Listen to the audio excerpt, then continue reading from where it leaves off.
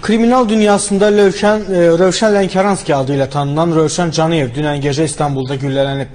Türkiyə mediasının məlumatına görə naməlum şəxslər onun olduğu avtomobili çarpaz atəşə tutublar. Nəticədə sürücü yerindəcə ölüb, Rövşən Lənkəranski isə ağır bədən xəsarətləri ilə xəstəxanaya çatdırılıb. 5 güllə yarası alan Caniyev reanimasiyaya yerləşdirilib, amma güllə yaraları ağır olduğundan onun həyatını xilas etmək mümkün olmayıb. Hadisə ilə bağlı İstanbul Baş Polisi İdarəsi tərəfindən araşdırma aparılır.